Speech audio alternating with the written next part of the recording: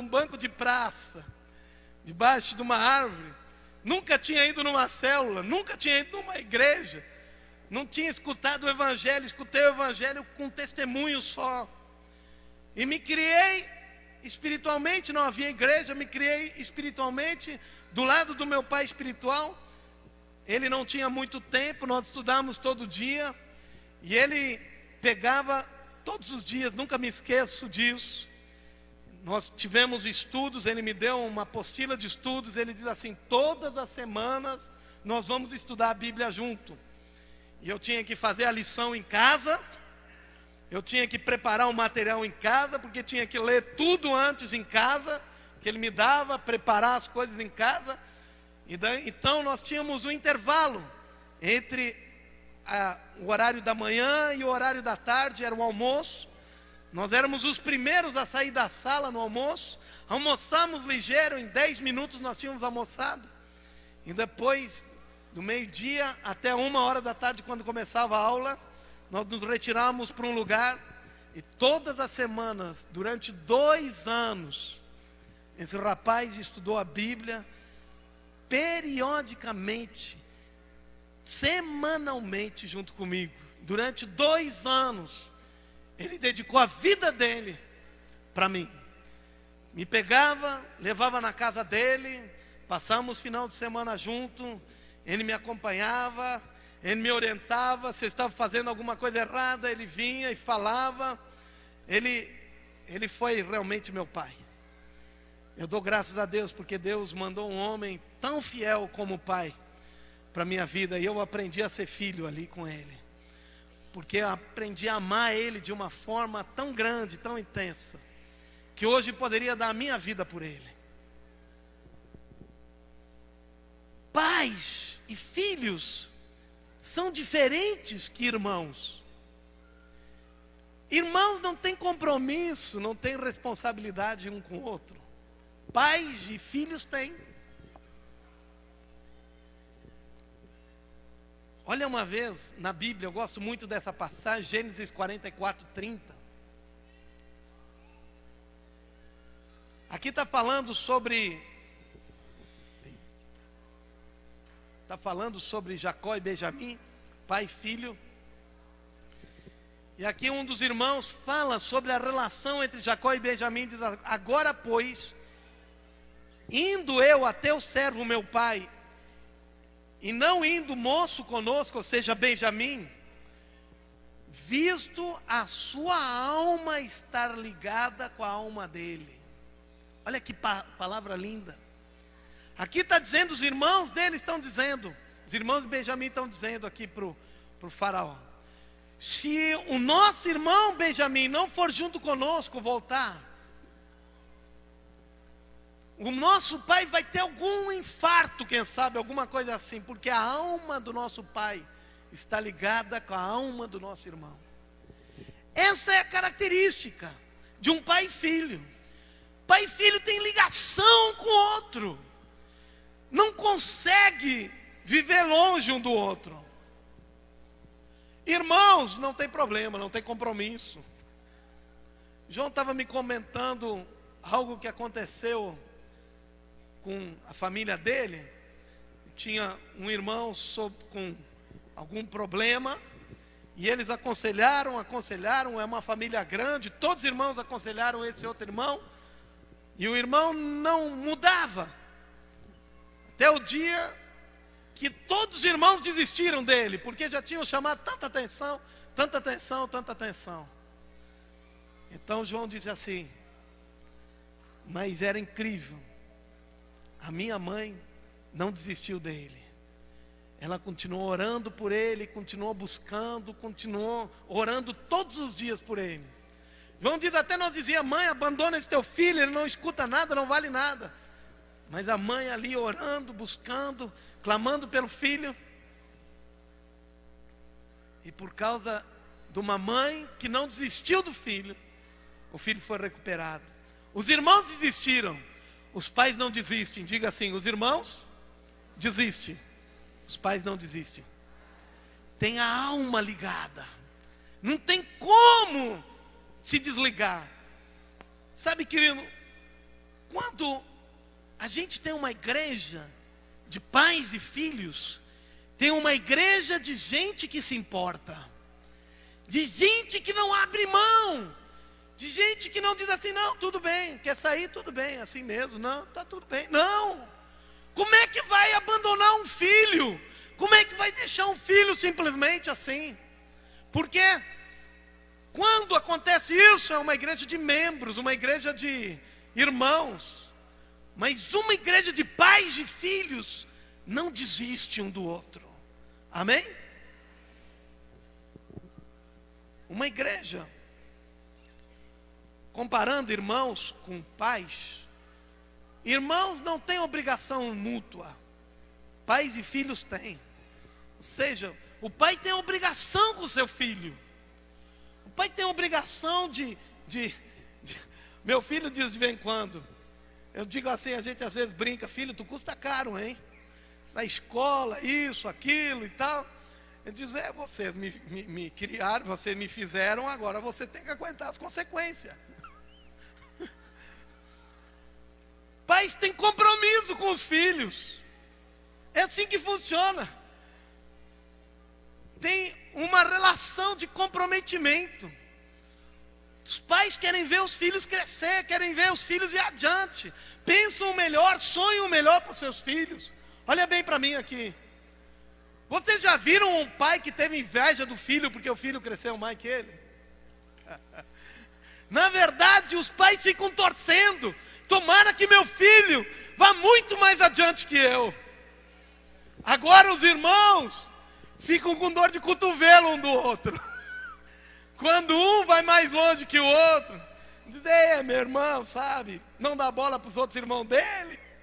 Mas os pais olham e dizem, tomara que meu filho vai mais longe.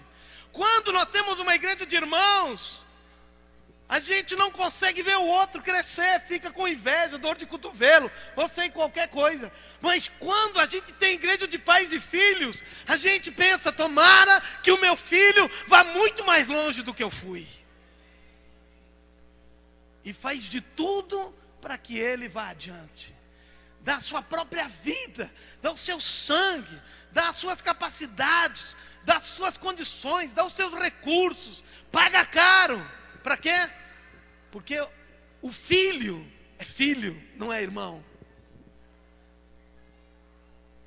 Olha só o que o apóstolo Paulo fala, lá em 1 Tessalonicenses 2,8, diz, assim nós, sendo-vos tão afeiçoados, de boa vontade quiséramos comunicar-vos, não somente o Evangelho de Deus, mas ainda a nossa própria alma, porquanto éreis muito queridos. O apóstolo Paulo diz, eu queria dar para você, se fosse possível, a minha própria alma. Não é assim que os pais fazem com os filhos? Não é assim? Quem é pai aqui? Pai físico, Quem é pai ou mamãe? Papai ou mamãe? Não é assim que se tu precisar dar a tua própria vida pelo teu filho, tu não dá? Sim ou não? Amém? Assim é quando nós vivemos uma igreja de pais e filhos. Como o apóstolo Paulo está falando, eu quisera dar minha própria alma por vocês. Esse é o meu compromisso. Seguindo, irmãos, não deixe herança. Pais geram a herança sobre a qual os filhos vão construir em cima delas. Ou seja, numa irmandade, cada um começa do zero. Numa igreja de família, cada um começa aonde o seu pai está. Amém? Ou seja, se Deus deu uma unção para mim, os filhos que estão junto comigo vão partir dessa unção e vão ir muito mais longe que ela. Ou seja, quando nós temos uma igreja de pais e filhos, nós temos uma igreja onde nós estamos avançando. Cada nova geração é um novo avanço. Agora, uma igreja de irmãos, cada um por si, Deus por todos. Ou seja, cada um viva a sua própria vida, vê como cada um consegue se ajeitar, cada um para o seu lado. Coitado dele, não conseguiu sobreviver. Coitado. Vejam só, 2 Coríntios 12:14 diz assim: eis que pela terceira vez estou pronto a ir ter convosco, e não vos serei pesado, pois não vou atrás de vossos bens, mas procuro a vós outros. Não devem os filhos entesourar para os pais, mas os pais para os filhos. Aqui está falando que os pais é que geram para os filhos. Os filhos simplesmente herdam aquilo que os pais já geraram. Ou seja, olha bem para mim aqui, querido. Uma igreja que não vive uma vida de família é uma igreja de órfãos. Na verdade, é mais parecida com um orfanato do que qualquer outra coisa. Porque não existe nada. Cada um vai crescer e vai fazer a sua própria vida. Não existe uma construção com base naquilo que já foi construído. Amém? Estão me entendendo, queridos? Eu sei que vocês já estão um pouco cansados. Eu já falei, irmãos desistem, pais não. Tanto que o apóstolo Paulo diz assim em 2 Coríntios 7,13: não falo para vos condenar, porque já vos tenho dito que estáis em nosso coração para juntos morrermos e vivermos. Irmão, olha bem aqui. Quando nós estamos entre irmão, meu irmão e eu, ele perde uma coisa, ele deixa de ganhar uma coisa, vai alguma coisa mal com ele? Vai alguma coisa mal comigo? Não, porque vai com ele, não vai comigo. Agora, se vai alguma coisa mal para o meu pai, ou se vai alguma coisa mal para o meu filho, vai alguma coisa mal para mim? Ou seja, não tem ganhos e não tem perdas na irmandade. Mas na família, tudo que acontece com um está relacionado com o outro.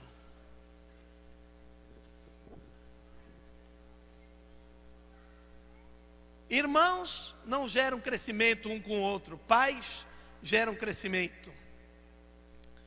E por último, irmãos, olha bem aqui, não honram um ao outro. E pais e filhos, filhos honram seus pais. E quando nós temos essa capacidade de honrar,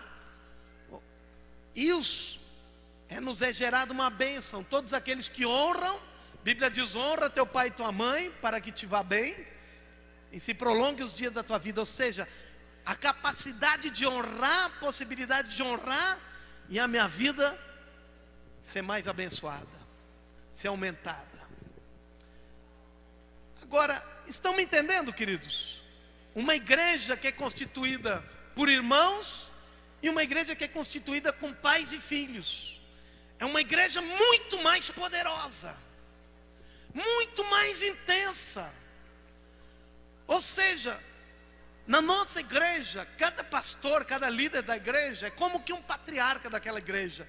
Aquela é uma família, ele está saindo, está gerando dali uma família apostólica, uma geração está saindo dali, um povo está saindo dali. Não é uma igreja, é uma família que vai crescendo, que vai multiplicando, amém? Não é uma igreja que se dá alguma coisa errada, ela descamba. Não, é uma família que não para de crescer. Assim como foi com Adão e Eva, que Deus colocou um dia nessa terra, e não para de crescer, os filhos de Adão e Eva. Assim também é na igreja. Quando se gera uma família, essa família não para de crescer. Ela não para de crescer. Ela não para de crescer. Amém? Agora, como é que se começa essa filiação? Eu quero ser breve agora, porque está chegando no final do meu tempo. Mas nós entender como foi que começou tudo com os dois modelos do Antigo Testamento. E por que não o modelo do Novo Testamento também? Quem era Josué antes de ser o grande herdeiro de Moisés? Quem ele era? Lá no início, quando a primeira vez fala de Josué, Josué, filho de Num, como diz? Servidor de Moisés. O que ele era de Moisés? Servidor, ele era servo, ajudante, estendia a mão. Ou seja, para se começar uma relação de filiação, de paternidade, logicamente que filho vem de uma palavra latina que significa ser gerado, ser nascido. Mas não adianta apenas ser gerado e ser nascido. Precisa ter uma ligação, precisa se ligar, e tudo começa quando eu tenho a disposição de ser filho. Diga assim: eu preciso aprender a ser filho. Se tu não aprender a ser filho, nunca irá aprender a ser pai. A Bíblia diz assim que Jesus aprendeu a se submeter ao Pai pela dor e pelo sofrimento. Ou seja, ele aprendeu a ser filho. Diga assim: Jesus aprendeu a ser filho. E eu preciso aprender a ser filho. Quando eu aprendo a ser filho, eu vou ser um bom pai. Mas se eu não aprendo a ser filho, não tem jeito de ser um bom pai. Agora, como sabemos se alguém é filho? Eu quero que tu abra no livro de Hebreus, capítulo 12, versículos 5 até 8. Hebreus 12, 5 a 8. Diz aqui, Hebreus 12, 5. Será que vocês já esqueceram das palavras de encorajamento que Deus lhes disse? Isso é na linguagem de hoje. Como se vocês fossem filhos dele. Pois ele disse: preste atenção, meu filho, quando o Senhor o castiga, e não se desanime quando ele o repreende. Pois o Senhor corrige a quem ele ama e castiga a quem ele aceita como filho. Suportem o sofrimento com paciência, como se fosse um castigo dado por um pai. Pois o sofrimento de vocês mostra que Deus os está tratando como seus filhos. Será que existe algum filho que nunca foi corrigido pelo pai? Eu gosto dessa tradução.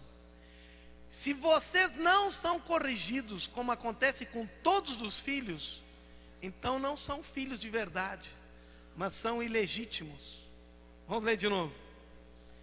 Se vocês não são corrigidos, ou não se deixam corrigir, como acontece com todos os filhos, então não são filhos de verdade, mas são filhos ilegítimos.